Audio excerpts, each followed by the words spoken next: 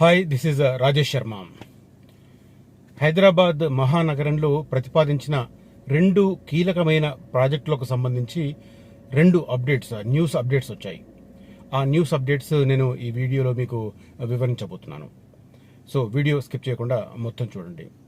హైదరాబాద్ మహానగరంలో రోజు రోజుకు ట్రాఫిక్ రద్దీ ఎలా పెరిగిపోతుందో మనం కళ్ళారా చూస్తున్నాం. ఏదైనా ఒక ప్లేస్కు చేరడానికి మనం కారు వేసుకుని బయలుదేరితే మనం అనుకున్న సమయానికి చేరితే అదొక అద్భుతమైన చెప్పుకోవాలి, అదొక వండర్ కింద చెప్పుకోవాల్సింది. ఎందుకంటే ఎప్పుడు ఎక్కడ ఊహించని ప్లేసుల్లో ట్రాఫిక్ రద్దీ ఏర్పడుతుందో తెలియదు.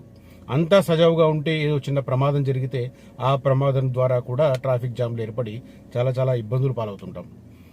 ఈ క్రమంలోనే హైదరాబాద్ మహానగరంలో ఫ్లైఓవర్లు నిర్మించాలన్న తలంపు 90వ దశకంలో వచ్చింది.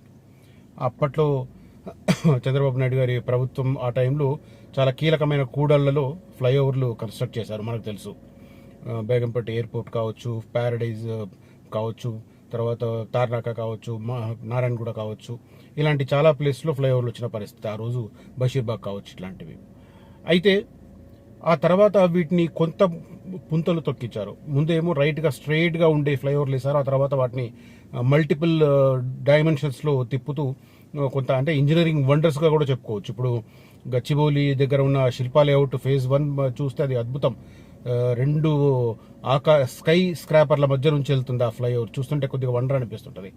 అట్లా ఇప్పుడు సిటీ ఆల్మోస్ట్ నలుదిక్కుల మనకు ఫ్లైఓవర్లే. సో ఇవన్నీ కామన్ ఫ్లైఓవర్స్, కానీ కిలోమీటర్ల పొడవున రావడం అనేది కొద్దిగా రేర్. ఇప్పుడు మనం హైదరాబాద్ ఎయిర్పోర్ట్ను కనెక్ట్ చేయడానికి, ఫాస్ట్గా అక్కడికి వెళ్ళడానికి మనకు మెహదీపట్నం దగ్గర నుంచి ఆల్మోస్ట్ 13 కిలోమీటర్లు 11 కిలోమీటర్లు అనుకుంటాను, క్లారిటీ లేదు. సో అన్ని కిలోమీటర్లు ఒక ఫ్లైఓవర్, అది నాకు తెలిసి లాంగెస్ట్. ఆ తర్వాత ఉప్పల్ రింగ్ రోడ్ దగ్గర కూడా ఒక 6.5 కిలోమీటర్లు ప్రతిపాదించారు. కన్స్ట్రక్షన్ ఆల్మోస్ట్ 7-8 ఏళ్ల కింద స్టార్ట్ అయినా కూడా కేంద్ర రాష్ట్ర ప్రభుత్వాల మధ్య సమన్వయం కొరవడంతో అది కన్స్ట్రక్షన్ ఇంకా పూర్తి కాని పరిస్థితి. సో ఈ నేపథ్యంలోనే మరొక లాంగెస్ట్ ఫ్లైఓవర్ని గత సంవత్సరం మొదట్లో ముఖ్యమంత్రి రేవంత్ రెడ్డి గారు శంకుస్థాపన చేశారు, భూమి పూజ. నిజానికి ఇది కొత్త టెండెన్స్ అనుకోవాలి. కేసీఆర్ శ్రీకారం చుట్టారు. ఎలాంటి సర్వేలు లేకుండా, ఎలాంటి భూసేకరణ జరగకుండా, ఎలాంటి టెండర్లు పిలవకుండా డైరెక్ట్గా భూమి పూజ చేయడం అనేది కొత్త సంప్రదాయం. మనం ఎయిర్పోర్ట్ కోసం రాయదుర్గం నుంచి ఎయిర్పోర్ట్కి ఫ్లైఓవర్ అని చెప్పి, మెట్రో అని చెప్పి అప్పట్లో కేసీఆర్ అలాగే చేశారు. ఏమీ అసలు సర్వే 1-2 చోట్ల జస్ట్ భూసేకరణ, అంటే ల్యాండ్ శాంపిల్స్ మాత్రమే సేకరించారు. అంతకు మించి ఇంకేం జరగలేదు. కానీ ఏకంగా అయిపోతున్నట్టుగా ఫౌండేషన్ స్టోన్ వేశారు ఆయన. ఆఫ్ కోర్స్ అది ఈ ప్రభుత్వం పక్కన పెట్టింది అనుకోండి, అది వేరే విషయం. ఈ నేపథ్యంలోనే గత సంవత్సరం ఎప్పుడైతే పార్లమెంట్ ఎలక్షన్స్ ముందు హడావిడి చేస్తూ రేవంత్ రెడ్డి గారు 2 ఎలివేటెడ్ కారిడార్లకు ఆయన శంకుస్థాపన చేశారు. ఒకటేమో అల్వాల్ దగ్గర, ఇది జూబ్లీ బస్ స్టాండ్ దగ్గర స్టార్ట్ అయ్యి దాదాపు 18 కిలోమీటర్ల పైన ఉండేది షామీర్పేట వైపు.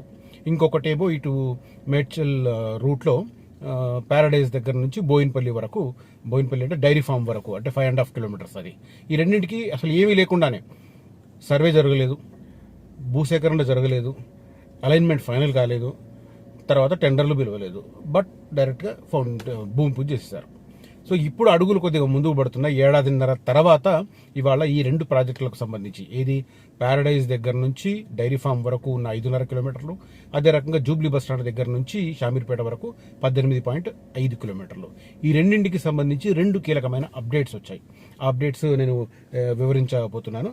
ప్రధానంగా ఏంటంటే, మనకు ఈ డైరీ ఫామ్ ఎలివేటెడ్ దానికి సంబంధించి, అంటే ప్యారడైజ్ దగ్గర స్టార్ట్ అయ్యి బేగంపేట పాత ఎయిర్పోర్ట్ అండర్ గ్రౌండ్లో ఒక 1/2 కిలోమీటర్ వెళ్తుంది, వెళ్ళి అది డైరీ ఫామ్ రోడ్ దాకా వెళ్తుంది. డైరీ ఫామ్ రోడ్ దాకా ఎందుకంటే అక్కడ నుంచి ఇంకొక ఫ్లైఓవర్ స్టార్ట్ అయ్యి సుచిత్ర సర్కిల్ దాటి వెళుతుంది, అదొక ఫ్లైఓవర్. ఆ తర్వాత పేట్ బషీరాబాద్ పోలీస్ స్టేషన్ దగ్గర ఒక ఫ్లైఓవర్ వస్తుంది. ఆ తర్వాత కొంపల్లి దగ్గర ఇటు 2 రూట్లు, దూలపల్లి రోడ్డు అండ్ ఇటు మన బొల్లారం వైపు వచ్చే రోడ్డు, 2 రోడ్లను కవర్ చేస్తూ ఇంకొక ఫ్లైఓవర్. ఈ మొత్తం మీద ఇక్కడ నుంచి, అంటే ప్యారడైజ్ దగ్గర నుంచి కొంపల్లి రైల్వే బ్రిడ్జ్ దాకా మొత్తం 4 ఫ్లైఓవర్లు వస్తున్నాయి అనమాట. 4 ఫ్లైఓవర్లు వాటికి సంబంధించి ఇప్పుడు కొంపల్లి దగ్గర అయితే నాకు తెలిసి ఆల్మోస్ట్ ఫైనల్ స్టేజ్కి వచ్చినట్టుంది, అది ర్యాంప్స్ చేస్తున్నారు. తర్వాత పేట్ బషీరాబాద్ కూడా ర్యాంప్స్ చేస్తున్నారు. ఒక సుచిత్ర సర్కిల్ది మాత్రం నాకు తెలిసి ఇప్పుడప్పుడే అవుతుందని అనుకోను. ఎందుకంటే సుచిత్ర జంక్షన్ దాటడంతో పాటు ఆ పక్కనే ఉన్న రైల్వే బ్రిడ్జ్ పై నుంచి కూడా రావాలి. మరి ఆ ప్లేస్లో ఎట్లా కన్స్ట్రక్ట్ చేస్తారనేది ఎలాంటి ప్లాన్ ఉందో తెలియదు. బట్ అది చాలా టైం పట్టే అవకాశం ఉంది కాబట్టి ఆ సుచిత్ర ఫ్లైఓవర్ అనేది కొంత లేట్ అయ్యే అవకాశం ఉంది. ఈ లోపల ఈ ప్యారడైజ్ దగ్గర నుంచి డైరీ ఫామ్ రోడ్ వరకు ఏదైతే 5.5 కిలోమీటర్స్ ఉందో దానికి సంబంధించి టెండర్స్ ఫైనల్ చేసేశారు. పనులను దక్కించుకుంది ఎంవీఆర్ ఇన్ఫ్రా సంస్థ టెండర్స్ దక్కించుకుంది. 36 నెలల్లో ఈ ప్రాజెక్టు పూర్తి చేయాలని, ఈ 5.5 కిలోమీటర్ల ఫ్లైఓవర్ పూర్తి చేయాలని చెప్పి, ఎలివేటెడ్ ఫ్లైఓవర్ ని పూర్తి చేయాలని చెప్పి నిర్ణయం తీసుకున్నారు. ప్యారడైజ్ నుంచి డైరీ ఫామ్ వరకు నిర్మించనున్న ఎలివేటెడ్ కారిడార్ టెండర్లు ఖరారయ్యాయి. ఈ ప్రాజెక్టును దక్కించుకునేందుకు పలు నిర్మాణ సంస్థలు పోటీ పడగా ఎంవీఆర్ ఇన్ఫ్రా ప్రాజెక్ట్స్ సంస్థకు అవకాశం లభించింది. నిర్మాణ సంస్థల సామర్థ్యం, గతంలో చేపట్టి విజయవంతంగా పూర్తి చేసిన ప్రాజెక్టులను, ఆర్థిక అంచనాలు వాటన్నింటినీ పరిగణలోకి తీసుకుని ఎంవీఆర్ ఇన్ఫ్రాకు పనులు అప్పగించినట్టుగా అధికారులు చెప్తున్నారు. 36 నెలల్లో ఈ ప్రాజెక్టును పూర్తి చేయాలని డైరెక్షన్ ఇచ్చారు. ప్రస్తుతం టెండర్ల కేటాయింపు కూడా పూర్తి కావడంతో పనులు అతి త్వరలో ప్రారంభించబోతున్నారు. ప్యారడైజ్ నుంచి మేడ్చల్ రూట్లో డైరీ ఫామ్ వరకు, సికింద్రాబాద్ తాడ్బండ్ బోయిన్పల్లి మీదుగా డైరీ ఫామ్ వరకు నిర్మిస్తారు. దీని మొత్తం ఎక్స్పెండిచర్ వచ్చేసి 652 కోట్లు అవుతుందని చెప్పి అంచనా వేస్తున్నారు. 36 నెలల్లో అన్న దగ్గర 3 సంవత్సరాలు అన్నమాట. అంటే ఇప్పుడు కనుక నెక్స్ట్ మంత్ అట్లా స్టార్ట్ అవుతే వర్క్ 2028 జూన్ జూలై కల్లా పూర్తవ్వాలి. బట్ మధ్యలో ఉంటాయి కదా, మనకు సమస్యలు చాలా ఉంటాయి కదా, వాటిని అధిగమించాలి అంటే ఎలా ఉంటుందో.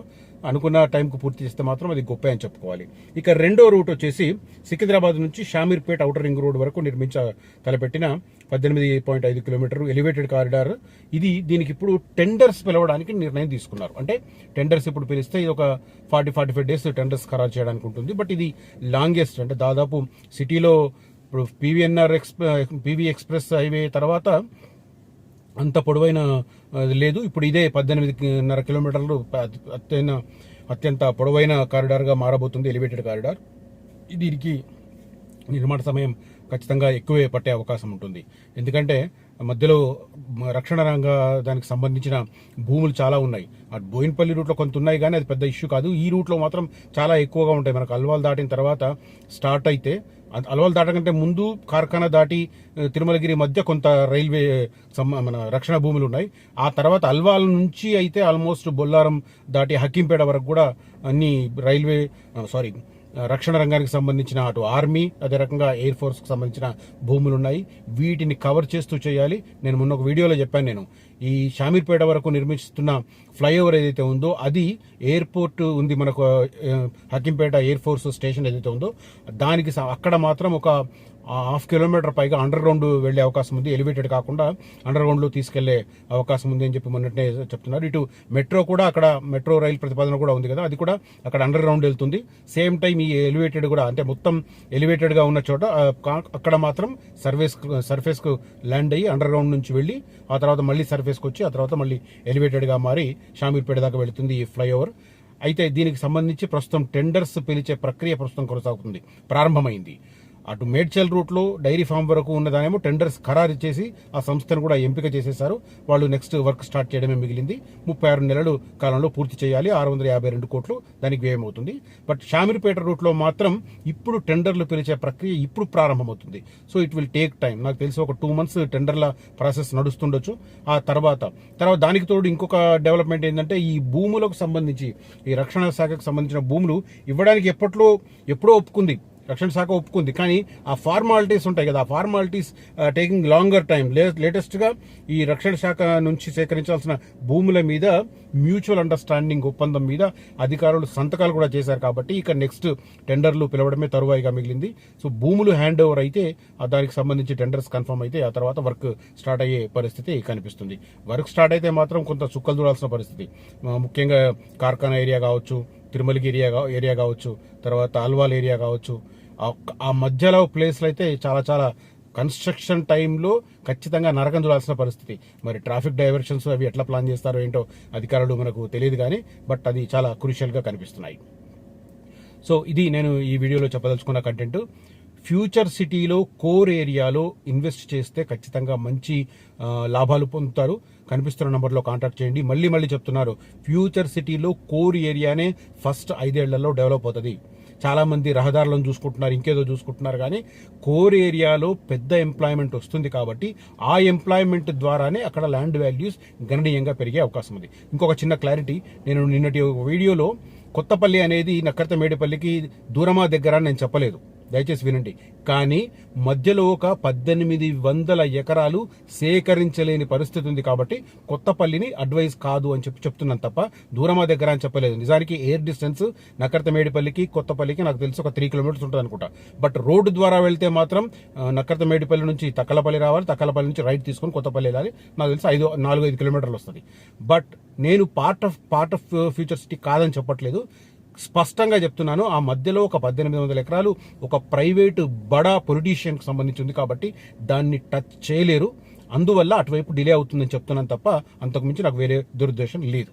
ఇది క్లారిఫికేషన్ బ్రదర్, నాకు ఎవరో కామెంట్ చేశారు, అతని కోసం చెప్తున్న విషయం ఇది. సో ఫ్యూచర్ సిటీలో ఇన్వెస్ట్ చేయాలనుకున్న వారు కనిపిస్తున్న నెంబర్లో కాంటాక్ట్ చేయండి. అదే రకంగా శ్రీశైలం హైవేలో కడతాల్ చాలా క్రూషియల్ ప్లేస్, కమర్షియల్ ప్లేస్. ఆ సరౌండింగ్లో కూడా ఒక 3-4 వెంచర్లు ఉన్నాయి, అక్కడ కూడా ఇన్వెస్ట్ చేయాలనుకున్న వారు కాంటాక్ట్ చేయొచ్చు. ఆ తర్వాత చాలా మందికి మహేశ్వరం మీద చాలా ఇంట్రెస్ట్ ఉంటుంది. మహేశ్వరం పక్కనే హెచ్ఎండిఏ కొత్తగా లాంచ్ చేస్తున్నాం జూన్ నెలలో. ఇప్పుడు ప్రస్తుతం లాంచింగ్ ఆఫర్ మంచి డిస్కౌంట్ ఉంది. మహేశ్వరం సరౌండింగ్లో హెచ్ఎండిఏ వెంచర్లో ఇన్వెస్ట్ చేయాలనుకున్నవారు సెజ్ పక్కనే ఉంటుంది. ఇది చాలా మంది మన్సాన్పల్లి వైపు ఇంట్రెస్ట్ అనుకుంటున్నారు. మన్సాన్పల్లి వైపు అటువైపు అంత ఇంపాక్ట్ ఉండదు, ఉంటుంది ఇంపాక్ట్, బట్ అంత ఉండదు. నేను చెప్పేది విప్రో సెజ్ ఆనుకొని ఉన్న వెంచర్, హెచ్ఎండిఏ వెంచర్ జూన్ 14వ తేదీన లాంచ్ చేయబోతున్నాం. దాంట్లో కావాలనుకున్న వారు వెంటనే సంప్రదిస్తే మంచి డిస్కౌంట్కు అవకాశం ఉంది.